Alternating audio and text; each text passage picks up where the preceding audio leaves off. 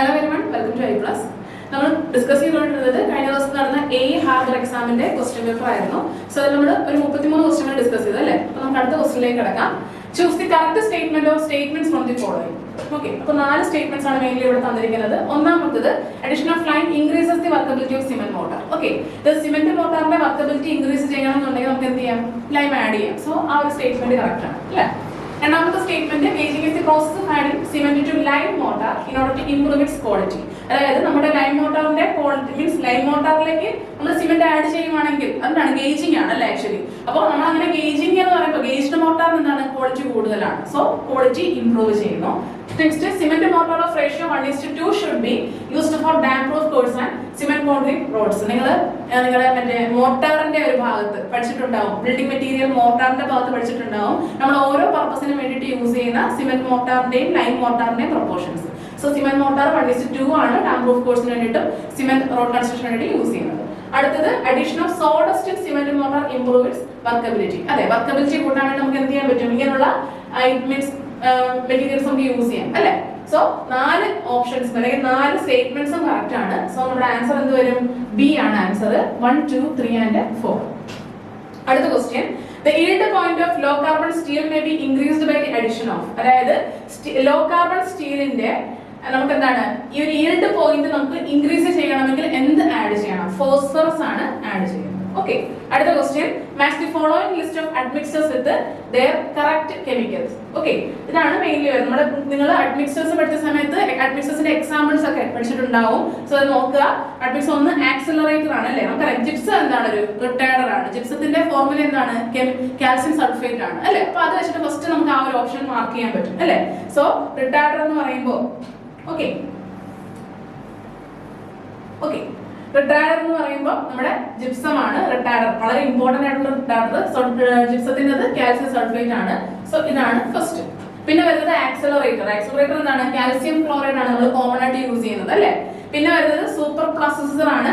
Super പ്രോസസറിന് സൾഫോണേറ്റഡ് melanin formaldehyde ആണ്. അടുത്തത് air എൻട്രൈനിങ് agent ആണ് നമ്മൾ യൂസ് ചെയ്യുന്നത് അലൂമിനിയം പൗഡർ ആണ്. ഓക്കെ, അത് എല്ലാവർക്കും അറിയാവുന്നതാണ്. സോ വളരെ സിമ്പിൾ ആയിട്ടുള്ള ഒരു ക്വസ്റ്റൻ ആയിരുന്നു. ജസ്റ്റ് നമ്മൾ കറക്റ്റ് ആയിട്ടുള്ളത് മാർക്ക് ചെയ്താൽ മതി. സോ ആൻസർ എന്ത് വരും? ഓപ്ഷൻ എ ആണ് ആൻസർ ആയിട്ട് വരുന്നത്. ഓക്കെ, അടുത്ത ക്വസ്റ്റ്യനിലേക്ക് പോവാം. So what is the volume of coarse aggregate required to make 150 meter cube of 1:1.5:3 concrete. ഇതാണ് നമ്മുടെ ക്വസ്റ്റ്യൻ. ഓക്കെ, വളരെ സിമ്പിൾ ക്വസ്റ്റ്യൻ ആണ്. നിങ്ങൾ ഈ ഒരു മീൻസ് മെറ്റീരിയൽ കാൽക്കുലേഷൻ ചെയ്ത് തുടങ്ങുന്ന സമയത്ത് ഈ ഒരു ഫോർമാറ്റിലുള്ള ക്വസ്റ്റ്യൻസ് ആണ് പഠിക്കാറുള്ളത്. സോ ഇതിന്റെ ആൻസർ എങ്ങനെയാണ്? നമുക്ക് കോഴ്സ് അഗ്രിഗേറ്റ് ആണ് വേണ്ടത് അല്ലെ. വോളിയം ഓഫ് കോഴ്സ് അഗ്രിഗേറ്റ് ആണ് വേണ്ടത്. സോ കോഴ്സ് അഗ്രിഗേറ്റിന്റെ പാർട്ട് ഏതാണ്? 3 ആണ്. സോറി, കോഴ്സ് അഗ്രിഗേറ്റിന്റെ പാർട്ട് 3 ഇതാണ് അല്ലെ. സോ 3 ബൈ ടോട്ടൽ എത്ര വരും? 3 + 1 + 1.5. സോ 5.5 ഇൻറ്റു എത്രയാണ് metre cube of concrete? 150 metre cube ആണ്. പക്ഷെ നമ്മൾ അതിലൂടെ എന്താ ആഡ് ചെയ്യണം? ഡ്രൈ വോളിയം ഫാക്ടറും കൂടി മൾട്ടിപ്ലൈ ചെയ്യണം. എത്ര വരും? നോർമലായിട്ട് നമ്മൾ 1.52 മുതൽ എടുക്കും 1.54. സോ നിങ്ങൾക്ക് ആൻസർ ആയിട്ട് കിട്ടുന്നത് 126 മീറ്റർ ക്യൂബ് എന്ന് കിട്ടും. ഓക്കെ, അടുത്ത question, choose the correct statement from the following. correct statement കണ്ടുപിടിക്കുക. ഒന്നാമത്തെ വെച്ചാൽ bleeding indicates the deficiency of coarse material in mix. ആണോ? അല്ല, ബ്ലീഡിംഗ് നമ്മൾ എന്താണ് മെയിൻലി വാട്ടറിന്റെ ഒരു സെപ്പറേഷനെ വിളിക്കുന്ന പേരാണ് അല്ലെ. അടുത്ത് നോക്കുക, segregation indicates poor aggregate grading. അതെ, നമ്മുടെ ഗ്രേഡിംഗ് നമ്മൾ ചെയ്യുന്നതിന് വേണ്ടിയാണ്, അഗ്രിഗേറ്റ്സിന് വേണ്ടി. അപ്പൊ അഗ്രിഗേറ്റിന്റെ കുഴപ്പം മൂലമാണ് എന്ത്? ഡിഫക്റ്റ് ആണ് ആക്ച്വലി സെഗ്രിഗേഷൻ എന്ന് പറയുന്നത്. അപ്പൊ ആ ഒരു സ്റ്റേറ്റ്മെന്റ് കറക്റ്റ് ആണ്. പിന്നീട് as the slump increases the compaction factor increases അല്ലെ. കോമ്പാക്ഷൻ ഫാക്ടറിന്റെയും സ്ലംപിന്റെയും വാല്യൂസ് നമ്മൾ പഠിക്കാറുള്ളതാണ് ടേബിൾ ഉപയോഗിച്ചിട്ട്. സോ കറക്റ്റ് ആണ്. അടുത്തത് the slump value of concrete used for trench filling. trench filling ന്റെ നമ്മൾ ഉപയോഗിക്കുന്നത് 100 to 150 mm തന്നെയാണ്. ഓക്കെ, സോ നമ്മുടെ ഓപ്ഷനിൽ 2, 3, 4 കറക്റ്റ് ആണ്. ഓക്കെ, അപ്പൊ ഇതാണ് കറക്റ്റ് ആയിട്ടുള്ള ആൻസർ. അടുത്ത ക്വസ്റ്റ്യനിലേക്ക് പോവാം. Choose the statement or statements which is not correct from the following. Correct അല്ലാത്തത് ഏതാണ്? അപ്പം ഈ കറക്റ്റ് ആയിട്ടുള്ളത് കറക്റ്റ് അല്ലാത്തത്. അപ്പൊ നമ്മൾ ക്വസ്റ്റ്യൻ വായിച്ച് നോക്കുമ്പോൾ നല്ലപോലെ ശ്രദ്ധിച്ച് വായിക്കുക. സോ കറക്റ്റ് അല്ലാത്തതാണ്. ഒന്നാമത് variation arch is an example for centred arch. നമ്മൾ 2 സെന്റേർഡ്, 1 സെന്റേർഡ്, 3 സെന്റേർഡ്, 5 സെന്റേർഡ് ഒക്കെ നിങ്ങൾ പഠിക്കുന്നതാണ് ബിൽഡിംഗ് കൺസ്ട്രക്ഷൻ്റെ ആർച്ച് അല്ലെ. സോ വേരിയേഷൻ ആർച്ച് 4 സെന്റേർഡിന്റെ ആണോ? അതെ, കറക്റ്റ് ആയിട്ടുള്ള സ്റ്റേറ്റ്മെന്റ് ആണ് അല്ലെ. അടുത്ത എന്താണ്? Spandrel is the triangular portion between any two adjacent arches and tangent to their crowns. Correct അല്ലേ? അതെ, ഒരു എന്താണ് ക്രൗൺ പോർഷന്റെ ഒരു സൈഡിലേക്ക് വരുന്ന ആ ഒരു ട്രയാങ്കുലർ പോർഷനെ വിളിക്കുന്ന പേരാണ് സ്പാൻഡ്രൽ എന്ന് പറയുന്നത്. കറക്റ്റ് സ്റ്റേറ്റ്മെന്റ് ആണ്. Then lintel is a horizontal structural member which is used to support masonry above in an opening. അതും കറക്റ്റ് ആണ് അല്ലേ? പിന്നീട് വരുന്നതാണ് intrados is the inner surface of the arch. അപ്പൊ മിക്കവാറും പേർക്കൊക്കെ തെറ്റിപ്പോയിട്ടുണ്ടാവും ഈ ഒരു ആൻസർ. ഓക്കെ, ഏത് ഓപ്ഷൻ കറപ്പിക്കണത്? Inner surface. ചിലരൊക്കെ ഇന്നർ സർഫസ് എന്ന് പറയുമ്പോൾ അത് ഇൻട്രാഡോസ് ഇന്നർ, എക്സ്ട്രാഡോസ് ഔട്ടർ എന്നുള്ള രീതിയിൽ പഠിച്ചു വെക്കും. പക്ഷെ ഇന്നർ സർഫസ് ആണ്. ഇന്നർ കർവ് എന്നാണ് നമ്മൾ കറക്റ്റ് ആയിട്ട് എന്തിനാ പറയുന്നത്? ഇന്നർ കർവ് എന്നായിരുന്നെങ്കിൽ അത് കറക്റ്റ് ആയേനെ. പക്ഷെ ഒരു ഇന്നർ സർഫസ് എന്നാണ് പറയുന്നത്. ഓക്കെ, നമ്മൾ ആർച്ചിന്റെ സോഫിറ്റ് അല്ലെങ്കിൽ സ്റ്റെയറിന്റെ ഒക്കെ സോഫിറ്റ് എന്ന് പറയുന്ന ഒരു ടേം ഉണ്ട് അല്ലെ? അതെന്താണ്? നമ്മൾ എപ്പോഴും നിങ്ങൾ പഠിക്കാറുള്ളത് അണ്ടർ സൈഡ് എന്നാണ്. ഓക്കെ, അണ്ടർ സൈഡ് അല്ലെങ്കിൽ അണ്ടർ സർഫസ് എന്നൊക്കെയാണ്. ആക്ച്വലി അതിന് ഇന്നർ സർഫസ് എന്നും നമ്മൾ പറയാറുണ്ട്. So inner surface of arch എന്ന് പറയുന്നത് എന്താണ്? സോഫിറ്റ് ആണ്. ഓക്കെ, സോ ഇൻട്രാഡോസ് എന്ന് പറയുന്നത് എന്താണ്? ഇന്നർ കർവ് ആണ്. ഓക്കെ, ആ ഒരു വ്യത്യാസം മനസ്സിലാക്കുക. സോ നമ്മുടെ 4 എന്ത് ഇൻകറക്റ്റ് ആയിട്ടുള്ള സ്റ്റേറ്റ്മെന്റ്. അടുത്ത question, in a single joist timber floor the timber planking is fixed over. Okay, single joist timber ഫ്ലോറിന്റെ കേസിൽ നമ്മൾ ടിമ്പർ പ്ലാങ്കിംഗ് വെക്കുന്നത് എവിടെയാണ്? ബ്രിഡ്ജിംഗ് ജോയിസ്റ്റിന്റെ മുകളിലായിട്ടാണ്. Okay, bridging joist. അടുത്ത question, which is the IS code used for building design and erection using prefabricated concrete? Prefabricated concrete ന്റെ ഡിസൈനും ഇറക്ഷനും നമ്മൾ ചെയ്യുന്നത് ഏത് കോഡിനെ ബേസ് ചെയ്തിട്ടാണ്? IS 15916-2011 വെച്ചിട്ടാണ്. ഓക്കെ, അടുത്ത ക്വസ്റ്റ്യനിലേക്ക് പോവാം. Choose the correct statement which is not true from the following. Okay, അപ്പോൾ ഇതൊക്കെ നമ്മുടെ മീൻസ് നമ്മുടെ ഈ ഒരു സിലബസിൽ ആഡ് ചെയ്യുന്ന പുതിയ മീൻസ് എന്താണ് കാര്യങ്ങളാണ്. So slip form construction is used for tall structures as well as for എന്താണ് for horizontal structures such as road base. Okay, correct ആണ് അല്ലേ? സ്ലിപ്പ് ഫോംസ് നമ്മൾ യൂസ് ചെയ്യുന്നത് ടോൾ സ്ട്രക്ചേഴ്സിന് യൂസ് ചെയ്യാൻ പറ്റും, റോഡ് ബേസിലൊക്കെ. കാരണം എന്താണ്? നമ്മുടെ റോഡ് ബേസിന്റെ അവിടെ സ്ഥലം കുറവാണ്, പരിമിതിയാണ്, സ്ഥല പരിമിതി. അപ്പൊ നമുക്ക് എന്താണ് സ്ലിപ്പ് ഫോംസ് അവിടെ യൂസ് ചെയ്യാൻ പറ്റും. അത് കറക്റ്റ് ആയിട്ടുള്ള സ്റ്റേറ്റ്മെന്റ് ആണ്. പിന്നെ slip form construction does not require a crane അല്ലെ? ക്രെയിനിന്റെ ആവശ്യമില്ല. പിന്നെ വരുന്നത് installation time for slip form technique is less ആണോ? അല്ല, നമുക്ക് വളരെ ക്വിക്ക് ആയിട്ട് ഇൻസ്റ്റാൾ ചെയ്യാൻ പറ്റും അല്ലെ? അപ്പൊ അതൊരു തെറ്റായിട്ടുള്ള സ്റ്റേറ്റ്മെന്റ് ആണ്. പിന്നീട് വരുന്നത് എന്താണ്? Cantilever jump form method of slip form minimizes the use of cranes as it is attached to the large area of former with respect to story height. അതും കറക്റ്റ് ആയിട്ടുള്ള സ്റ്റേറ്റ്മെന്റ് ആണ്. നമ്മുടെ ഇൻകറക്റ്റ് സ്റ്റേറ്റ്മെന്റ് ആണ് നമുക്ക് വേണ്ടത്. അപ്പൊ ഏതാണ്? C ആണ് ഇൻകറക്റ്റ് ആയിട്ടുള്ള സ്റ്റേറ്റ്മെന്റ്. അപ്പൊ ഒരെണ്ണം ഇൻകറക്റ്റ് നമുക്ക് കിട്ടിക്കഴിഞ്ഞു, പിന്നെ നമുക്ക് താഴത്തേക്ക് നോക്കേണ്ട ആവശ്യമില്ല അല്ലെ? ഓക്കെ, അടുത്ത question, if one or more rivet holes are not in the correct line in a tension member then its failure depends upon. Okay, അതായത് ആക്ച്വലി നമുക്ക് എന്ത് വേണം? ഒന്നെങ്കിൽ നമ്മൾ നോർമൽ ആയിട്ട് സ്റ്റീലിൽ പ്രൊവൈഡ് ചെയ്യുന്നത് എങ്ങനെയാണ്?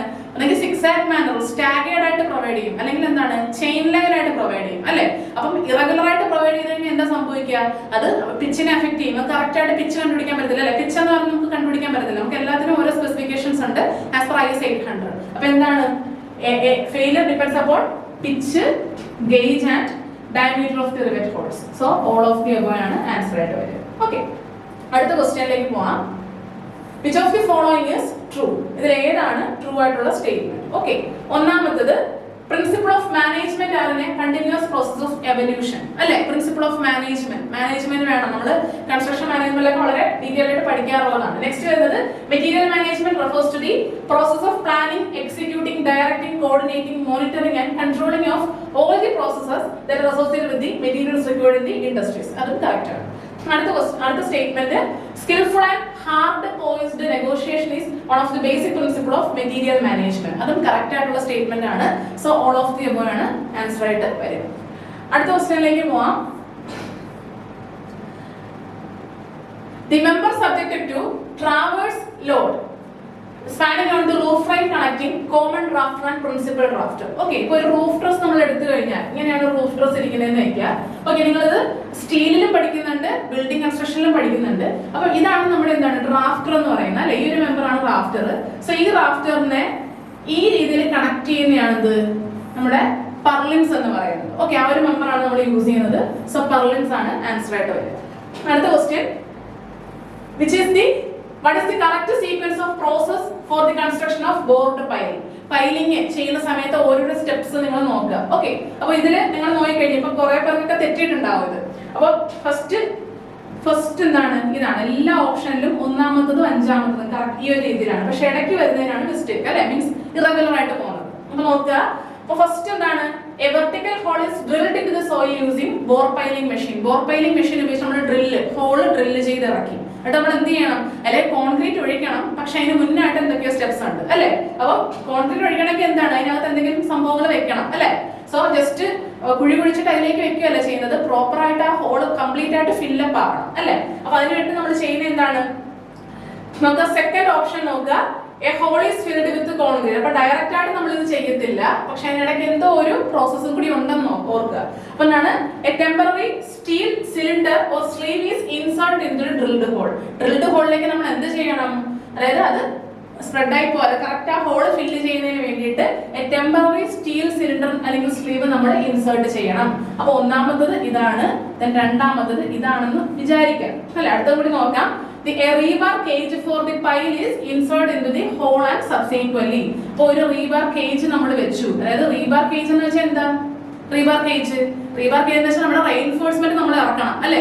റെയിൻഫോഴ്സ്മെന്റ് ഇറക്കിയതിന് ശേഷമാണ് നമ്മൾ ആ ഹോള് കോൺക്രീറ്റ് ഉപയോഗിച്ചിട്ട് ഫില്ല് ചെയ്യുന്നത്. അപ്പൊ റെയിൻഫോഴ്സ്മെന്റ് ഇറക്കുന്നതിന് മുന്നായിട്ട് നമ്മൾ എന്ത് ചെയ്യണം, ഒരു ടെമ്പററി സ്റ്റീൽ സിലിണ്ടറും കൂടി അതിൽ വെച്ചു.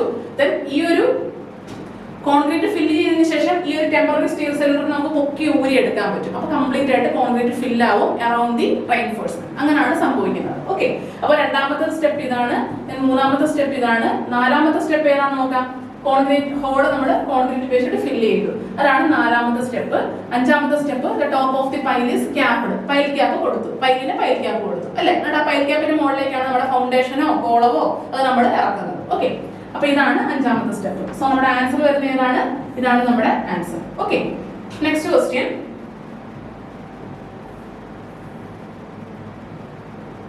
The process in which a neutral third party gives a decision on a dispute is known as. ഒരു ഡിസ്പ്യൂട്ടിൽ തേർഡ് പാർട്ടി ഒരു ഡിസിഷൻ കൊണ്ടുവരുവാണെങ്കിൽ അതിനെ വിളിക്കുന്ന ആ ഒരു പ്രോസസ്സിനെ വിളിക്കുന്ന പേരാണെന്ത്, അഡ്ജുഡിക്കേഷൻ എന്നാണ് വിളിക്കുന്നത്. Okay, next question. What is the purpose of seasoning of timber for its use in construction? Means നിങ്ങളൊക്കെ ചിലരെങ്കിലും ഓൾ ഓഫ് ദി അബോവ് എഴുതിയിട്ടുണ്ടാവും. കറക്റ്റ് ആയിട്ടുള്ള ഏതാണ്, നമ്മൾ എന്തിനാണ് സീസണിങ് ചെയ്യുന്നത്, സ്ട്രെങ്ത് കൂട്ടുക അല്ലെ, മോയ്സ്ചർ കണ്ടന്റ് കുറച്ചിട്ട് സ്ട്രെങ്ത് കൂട്ടുക. So to increase strength and durability ആണ് കറക്റ്റ് ആയിട്ടുള്ള ആൻസർ എന്ന് പറയുന്നത്. ഓക്കെ, അടുത്ത ക്വസ്റ്റ്യൻ.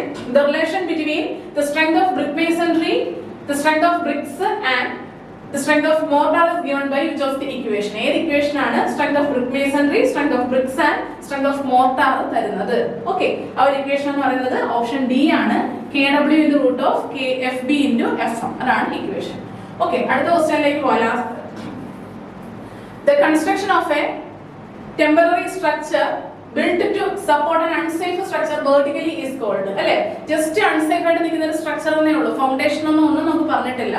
സോ അൺസേഫ് ആയിട്ട് നിൽക്കുന്ന സ്ട്രക്ചറിലേക്ക് നമ്മൾ കൊടുക്കുന്ന സപ്പോർട്ടിനെ വിളിക്കുന്ന പേരാണ് എന്ത്, ഷോറിംഗ് എന്ന് പറയുന്നത്. ഓക്കെ, അപ്പൊ ഈ ഒരു 50 ക്വസ്റ്റ്യൻസ് നിങ്ങൾ ക്ലിയർ ആയെന്ന് വിചാരിക്കുന്നു. ഓക്കെ, അപ്പം നമുക്ക് ഇനി ഫൈനൽ ആൻസർക്ക് വരുമ്പോൾ നോക്കാം എന്തെങ്കിലും ചേഞ്ചുകൾ അതിൻ്റെ അകത്ത് ഉണ്ടോ എന്നുള്ളത്. ഓക്കെ, അപ്പൊ എല്ലാവർക്കും ക്ലിയർ ആയെന്ന് വിചാരിക്കുന്നു. Thank you.